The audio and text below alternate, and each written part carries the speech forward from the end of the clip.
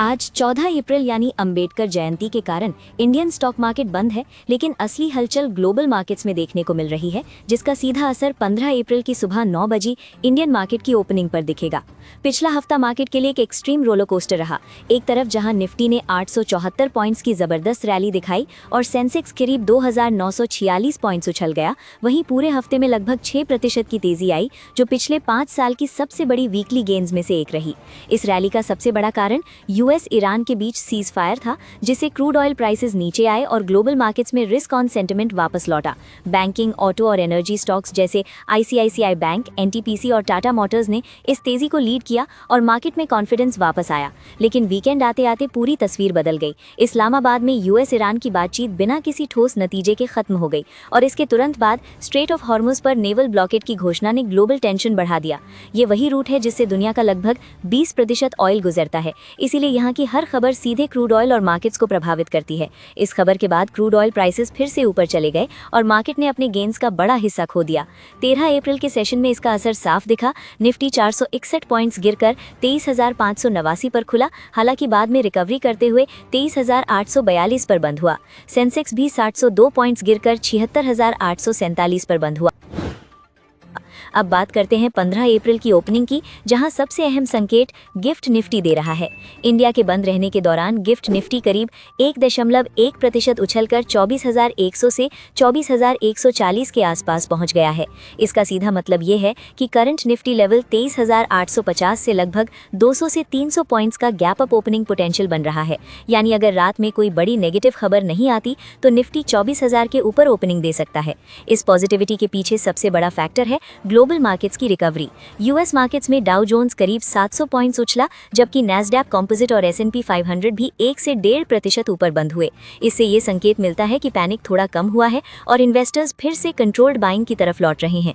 Crude oil में भी राहत देखने को मिली है। ब्रेंट क्रूड ऑयल अब $96 से $98 के आसपास ट्रेड कर रहा है, जो पहले $100 के ऊपर चला गया था। इसी तरह WTI भी $95 से $96 के आसपास है। एशियन मार्केट्स ने भी इस रिकवरी को सपोर्ट किया है। जापान का निके 225 करीब 2.5% और ताइवान मार्केट करीब 2.3% ऊपर रहा। यूरोप के मार्केट्स भी ग्रीन में है, जिससे ओवरऑल ग्लोबल सेंटिमेंट फिलहाल पॉजिटिव साइड पर झुका हुआ दिख रहा है। हालांकि सबसे बड़ा रिस्क अभी भी स्ट्रेट ऑफ हॉर्मुज ही बना हुआ है। यहाँ जियोपॉलिटिकल टेंशन पूरी तरह खत्म नहीं हुई है। हाल ही में डोनाल्ड ट्रंप के हॉर्मुज ब्लॉक करने वाले बयान से पैनिक बढ़ा था, लेकिन अब रिपोर्ट्स के मुताबिक ईरान बातचीत के लिए थोड़ा सॉफ्ट दिख रहा है। सऊदी अरेबिया और अन्य देशों का डिप्लोमेटिक प्रेशर भी बना हुआ है कि इस रूट को पूरी तरह ब्लॉक न किया जाए। यही वजह है कि मार्केट्स में रिलीफ रैली देखने को मिल रही है, लेकिन ये पूरी तरह न्यूज़ ड्रिवन है और कभी भी रिवर्स हो सकती है। सेक्टर वाइज अगर 13 अप्रैल को देखें तो प्रेशर साफ दिखा। मारुति सुजुकी 4.62%, बजाज फाइनेंस 2.93% और रिलायंस इंडस्ट्रीज 2.68% गिर गए। रिलायंस पर खास दबाव इसलिए आया क्योंकि गवर्नमेंट ने डीजल और एविएशन फ्यूल पर एक्सपोर्ट ड्यूटी बढ़ा दी। बैंकिंग सेक्टर मिक्स्ड रहा। HDFC bank, union bank of India और IDFC फर्स्ट बैंक में गिरावट रही, जबकि ICICI बैंक और एक्सिस बैंक में हल्की तेजी रही। कुल मिलाकर बैंक निफ्टी 307 पॉइंट्स गिरकर 55,605 पर बंद हुआ। ब्रॉडर मार्केट ने रिलेटिवली बेटर रेजिलियंस दिखाई। मिड कैप और स्मॉल कैप इंडिसेस सिर्फ 0.5 से 0.6% ही गिरे, जिससे ये संकेत मिलता है कि बाइंग इंटरेस्ट अभी भी ब्रॉडर मार्केट में बना हुआ है। स्टॉक स्पेसिफिक मूव्स भी काफी इंटरेस्टिंग रहे। एनवायरो इंफ्रा इंजीनियर्स करीब 15% उछला, 972 करोड़ रुपए के नए प्रोजेक्ट्स मिलने की वजह से। पूर्वाकरा करीब 10% चढ़ा क्योंकि उसके Q4 सेल्स 190% बढ़े और एथर एनर्जी करीब 5% ऊपर गया EV पॉलिसी न्यूज के चलते। इंस्टीट्यूशनल एक्टिविटी की बात करें तो FIIs अभी भी सेलिंग मोड में है और अप्रैल में अब तक 5,150 करोड़ निकाल चुके हैं। वहीं DIIs लगातार 28 सेशन से बाइंग कर रहे हैं और मार्च में करीब $4.4 बिलियन का स्ट्रॉन्ग इनफ्लो आया, जो मार्केट को डाउन साइड पर सपोर्ट दे रहा है। मैक्रो फ्रंट पर रिजर्व बैंक ऑफ इंडिया ने रेपो रेट 5.25% पर अनचेंज्ड रखा है। RBI का साफ कहना है कि क्रूड ऑयल प्राइसेस बढ़ने से इन्फ्लेशन और करंट अकाउंट डेफिसिट दोनों पर प्रेशर आ सकता है, इसीलिए पॉलिसी स्टांस अभी कॉशियस रहेगा। बॉन्ड मार्केट में भी वॉलेटिलिटी दिखी। सीज फायर के बाद 10 साल की यील्ड 7% के नीचे आ गई थी, जो 4 साल की सबसे बड़ी गिरावट थी, लेकिन टेंशन बढ़ने पर यील्ड्स फिर से ऊपर आ गई। इसका मतलब है कि अनसर्टेनिटी अभी भी बनी हुई है। इन्फ्लेशन फिलहाल 3.40% है, जो आरबीआई के 4% टारगेट से नीचे है, लेकिन क्रूड ऑयल के कारण आने वाले समय में इसमें बढ़ोतरी हो सकती है। फिलहाल पेट्रोल डीजल प्राइसेस को आर्टिफिशियली कंट्रोल में रखा गया है, जिसका बर्डन कंपनियां उठा रही हैं। इसका सीधा असर ऑयल मार्केटिंग कंपनीज जैसे HPCL, BPCL और इंडियन ऑयल कॉर्पोरेशन पर पड़ रहा है, जहां मार्जिन्स दबाव में आ सकते हैं और Q4 रिजल्ट्स में ये साफ दिख सकता है। करेंसी और कमोडिटीज की बात करें तो डॉलर इंडेक्स 98.3 के आसपास 6 हफ्तों के लो पर है, जो रिस्क असेट्स के लिए पॉजिटिव है। लेकिन रुपी अभी भी 93.31 के आसपास कमजोर बना हुआ है। गोल्ड 15,393 रुपीस पर ग्राम के आसपास है और फेस्टिव डिमांड से सपोर्टेड है, जबकि सिल्वर इंटरनेशनल मार्केट में $77 पर आउंस और इंडिया में 2,55,000 रुपीस पर केजी के आसपास है, जहां इंडस्ट्रियल डिमांड तेजी को सपोर्ट कर रही है। एक और महत्वपूर्ण रिस्क ये है कि स्ट्रेट ऑफ होर्मुज में अभी भी 25 से ज्यादा इंडिया बाउंड शिप्स फंसी हुई हैं। ईरान क्लियरेंस सिस्टम लागू करना चाहता है, जबकि ओमान इसे इंटरनेशनल लॉ के खिलाफ बता रहा है, यानी सिचुएशन अभी अनरिजॉल्व्ड है। अब अगर 15 अप्रैल की स्ट्रैटेजी की बात करें तो साफ संकेत है कि ओपनिंग पॉजिटिव हो सकती है और निफ्टी 24,000 के ऊपर टेस्ट कर सकता है। ये लेवल एक स्ट्रॉन्ग रेजिस्टेंस है। अगर ये डिसाइसिवली ब्रेक होता है तो फ्रेश बाइंग आ सकती है, लेकिन अगर यहाँ से रिजेक्शन मिलता है तो 23,700 से 23,800 का सपोर्ट फिर से टेस्ट हो सकता है। कुल मिलाकर मार्केट इस समय अपॉर्चुनिटी और रिस्क दोनों दे रहा है। ग्लोबल क्यूज फिलहाल पॉजिटिव है, यूएस मार्केट्स की रिकवरी, क्रूड ऑयल में गिरावट और जियोपॉलिटिकल टॉक्स की उम्मीद, लेकिन दूसरी तरफ स्ट्रेट ऑफ हॉर्मुज का रिस्क अभी भी बना हुआ है। BNP पार्टनर्स ने इंडिया के मार्केट आउटलुक को थोड़ा कॉशियस कर दिया है, खासकर क्रूड ऑयल की तेजी के बाद। ब्रोकरेज ने 2026 के लिए निफ्टी टारगेट को 11% घटाकर 25,500 कर दिया है, क्योंकि उन्हें लगता है कि अर्निंग्स ग्रोथ और वैल्यूएशन दोनों पर दबाव आ सकता है। रिपोर्ट में बताया गया है कि मिडिल ईस्ट कॉन्फ्लिक्ट की वजह से जो क्रूड ऑयल प्राइसेस में तेजी आई है, उसका असर लंबे समय तक इकोनॉमी पर रह सकता है। पहले भी 2008, 2011 और 2022 में ऐसा देखा गया है कि क्रूड स्पाइक से इन्फ्लेशन, करेंसी और ग्रोथ तीनों पर दबाव आता है। BNP पार्टनर्स का मानना है कि महंगा क्रूड इंडिया के फिस्कल डेफिसिट और ट्रेड बैलेंस को बिगाड़ सकता है। ऐसे में सरकार को खर्च कम करना पड़ सकता है, जिससे कंजम्पशन और ओवरऑल इकोनॉमिक ग्रोथ पर असर पड़ सकता है। FII सेंटिमेंट भी कमजोर हुआ है, क्योंकि इंडिया ग्लोबल AI रैली में पीछे रह गया है और अर्निंग्स ग्रोथ में भी स्लो डाउन की चिंता है। इसके अलावा AI के कारण जॉब्स पर पड़ने वाले असर को भी मीडियम टर्म रिस्क माना जा रहा है। सेक्टर वाइज ब्रोकरेज अब डिफेंसिव सेक्टर्स को पसंद कर रहा है, जैसे स्टेपल्स, टेलीकॉम और यूटिलिटीज, क्योंकि ये सेक्टर्स मुश्किल समय में भी रिलेटिवली स्टेबल रहते हैं। साथ ही प्राइवेट बैंक्स जैसे HDFC बैंक, ICICI बैंक और एक्सिस बैंक को PSU बैंक्स और NBFC से बेहतर माना गया है। IT सेक्टर में हाल की गिरावट के बाद वैल्यूएशन अट्रैक्टिव लग रहा है और रुपी वीकनेस की वजह से एक्सपोर्ट कंपनीज को फायदा मिल सकता है। इन्फोसिस और विप्रो जैसी कंपनीज को इसी वजह से स्ट्रॉन्ग पोजीशन में देखा जा रहा है। वहीं दूसरी तरफ ऑटोज, सीमेंट और कंज्यूमर ड्यूरेबल्स जैसे सेक्टर्स पर प्रेशर रहने की संभावना है, क्योंकि इनके इनपुट कॉस्ट क्रूड से जुड़ी होती है। इंफ्रास्ट्रक्चर सेक्टर पर भी असर पड़ सकता है अगर गवर्नमेंट स्पेंडिंग टाइट हो जाती है।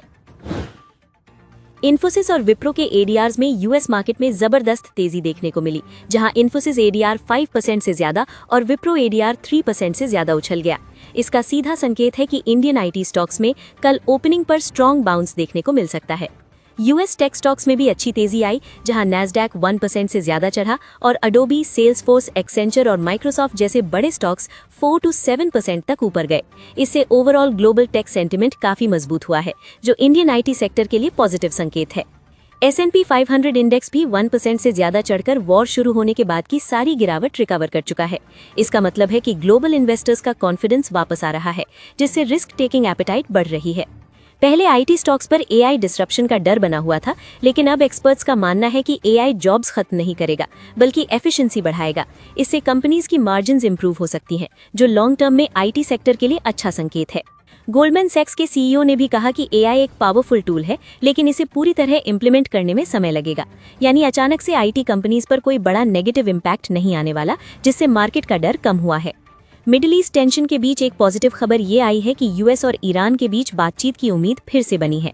डोनाल्ड ट्रंप ने भी संकेत दिया है कि ईरान डील करने के लिए तैयार है, जिससे मार्केट सेंटिमेंट बेहतर हुआ है। क्रूड ऑयल प्राइसेस में गिरावट देखने को मिली है, जहां ब्रेंट क्रूड करीब $97 के आसपास आ गया है। जब ऑयल सस्ता होता है तो इन्फ्लेशन का दबाव कम होता है, जिससे ग्लोबल मार्केट्स और आईटी सेक्टर को सपोर्ट मिलता है। कुल मिलाकर आईटी स्टॉक्स के लिए अभी 3 बड़े पॉजिटिव ट्रिगर्स हैं: US tech rally, AI fears का कम होना और क्रूड ऑयल में गिरावट। अगर ये ट्रेंड जारी रहता है तो इन्फोसिस, विप्रो, टीसीएस और एचसीएल टेक जैसे स्टॉक्स में शॉर्ट टर्म रैली देखने को मिल सकती है। आरआरपी सेमीकंडक्टर का मामला दिखाता है कि हर तेज भागता हुआ शेयर असली अपॉर्चुनिटी नहीं होता।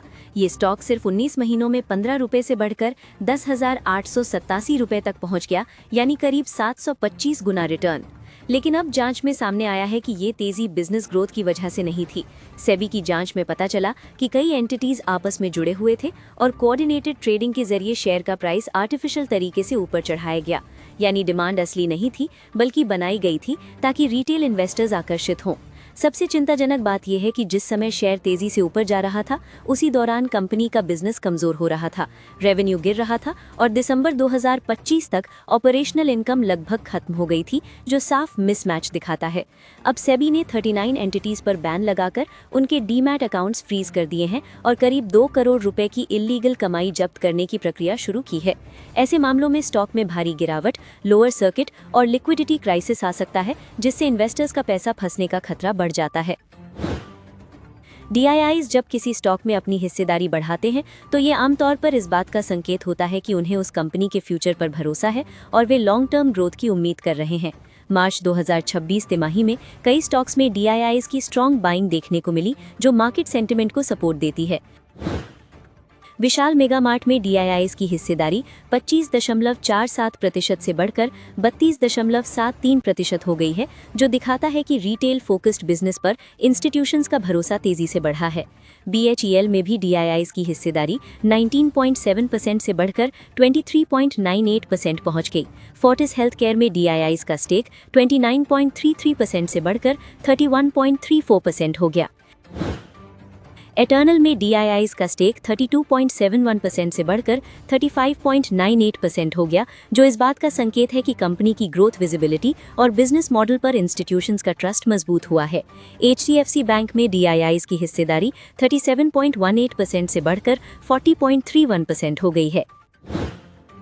चोलामंडलम फाइनेंशियल होल्डिंग्स में डीआईआईज का स्टेक 24.01% से बढ़कर 26.55% हुआ है, जो एनबीएफसी स्पेस में सिलेक्टिव कॉन्फिडेंस को दर्शाता है। जिंदल सॉ में डीआईआईज की हिस्सेदारी 3.51% से बढ़कर 5.79% हो गई है, जो मेटल और पाइप सेक्टर में डिमांड रिकवरी की उम्मीद को रिफ्लेक्ट करता है। एप्टिस वैल्यू हाउसिंग फाइनेंस इंडिया में डीआईआईज का स्टेक 27.3% से बढ़कर 29.44% हो गया है, जो अफोर्डेबल हाउसिंग फाइनेंस सेगमेंट में strong long term growth potential को दिखाता है। सुप्रीम इंडस्ट्रीज में डीआईआईज की हिस्सेदारी 17.21% से बढ़कर 19.23% पहुंच गई। अब बात करते हैं उन स्टॉक की जिन पर बाजार बंद होने के बाद बड़े अपडेट्स निकल कर आए हैं और कल 15 अप्रैल को मार्केट में इन स्टॉक पर खबरों का असर देखने को मिल सकता है। इसलिए निवेशकों को इन सभी स्टॉक पर नजर बनाए रखनी चाहिए। आईसीआईसीआई प्रूडेंशियल के Q4 में ऑपरेटिंग रेवेन्यू 1,520 करोड़ रुपए रहा, जो सीक्वेंशियली लगभग फ्लैट रहा, लेकिन ऑपरेटिंग प्रॉफिट 2% बढ़कर 1,130 करोड़ रुपए हो गया। हालांकि नेट प्रॉफिट 17% गिरा क्योंकि अदर इनकम कम हुई, लेकिन कस्टमर बेस 17 मिलियन तक पहुंच गया और AUM भी बढ़ा, जो लॉन्ग टर्म ग्रोथ को सपोर्ट करता है। जस्ट डायल लिमिटेड ने रेवेन्यू में 6% की ग्रोथ दिखाकर 307 करोड़ रुपए कमाए, लेकिन नेट प्रॉफिट 36% गिरकर 100 करोड़ रुपए रह गया, जिसकी वजह लोअर अदर इनकम रही। साथ ही यूजर्स की संख्या में हल्की गिरावट आई, जिससे ग्रोथ में थोड़ी सॉफ्टनेस नजर आई। LIC ने अपने इन्वेस्टर्स के लिए 1:1 बोनस इशू अनाउंस किया है, यानी हर एक शेयर पर एक फ्री शेयर मिलेगा। ये लिस्टिंग के बाद कंपनी का पहला बोनस है, जिससे लॉन्ग टर्म इन्वेस्टर्स को सीधा फायदा मिलेगा।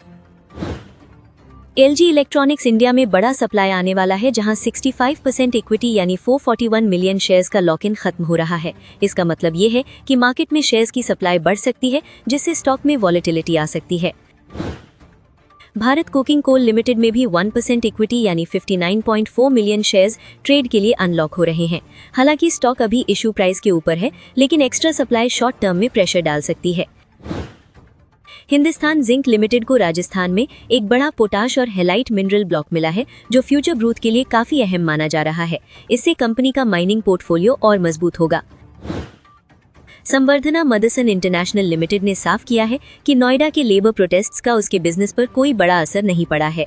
कंपनी के ऑपरेशंस नॉर्मल चल रहे हैं और ये इशू इंडस्ट्री वाइड बताया गया है। डिक्सन टेक्नोलॉजीज इंडिया लिमिटेड ने भी यही कहा है कि नोएडा के प्रोटेस्ट्स के बावजूद उसके ऑपरेशंस पर कोई मटेरियल इम्पैक्ट नहीं पड़ा है। कंपनी पूरी तरह कंप्लायंस में काम कर रही है। इंडियन ओवरसीज बैंक ने अपने MCLR रेट्स की रिव्यू मीटिंग की है, जो लोन इंटरेस्ट रेट्स तय करने में अहम होती है। इससे आगे लोन रेट्स में बदलाव की संभावना बन सकती है। मिंडा कॉर्पोरेशन लिमिटेड ने यूके की टर्नटाइड ड्राइव्स लिमिटेड के साथ जॉइंट वेंचर बनाया है, जिसका नाम स्पार्क मिंडा टर्नटाइड प्राइवेट लिमिटेड रखा गया है। ये EV और ऑटोटेक स्पेस में ग्रोथ के लिए एक स्ट्रेटेजिक कदम है। स्वराज इंजन्स लिमिटेड ने Q4 में 20% प्रॉफिट ग्रोथ दिखाते हुए 54.6 करोड़ रुपए का प्रॉफिट दर्ज किया है, जो स्ट्रॉन्ग डिमांड और ऑपरेशनल एफिशिएंसी का संकेत देता है। इंडुको रेमेडीज ने US FDA इंस्पेक्शन में 0 ऑब्जर्वेशन मिला है, जो फार्मा इंडस्ट्री में बहुत बड़ी पॉजिटिव खबर मानी जाती है। इससे कंपनी की क्रेडिबिलिटी और एक्सपोर्ट पोटेंशियल दोनों बढ़ते हैं। अरिस इंफ्रा सॉल्यूशंस ने कैपेसिटी इंफ्रा प्रोजेक्ट्स के साथ 800 करोड़ रुपए का लॉन्ग टर्म MOU साइन किया है। HG इंफ्रा इंजीनियरिंग को 519 करोड़ रुपए का रेलवे इंफ्रास्ट्रक्चर ऑर्डर मिला है, जो उसके ऑर्डर बुक को मजबूत करेगा और फ्यूचर ग्रोथ विजिबिलिटी बढ़ाएगा। MCX में ब्रेकआउट के बाद साफ स्ट्रेंथ दिख रही है। स्टॉक ने 2700 से 2710 का रेजिस्टेंस पार कर लिया है। ऐसे में मोमेंटम को देखते हुए 2875 का टारगेट रखा गया है और डाउनसाइड रिस्क मैनेज करने के लिए 2724 का स्टॉप लॉस जरूरी रहेगा। UPL में गिरावट के बाद 20 DMA पर स्ट्रॉन्ग सपोर्ट मिला है, जो बाइंग अपॉर्चुनिटी का संकेत देता है। यहां से 664 तक का अपसाइड पॉसिबल है, जबकि रिस्क कंट्रोल के लिए 634 का स्टॉप लॉस रखना जरूरी रहेगा।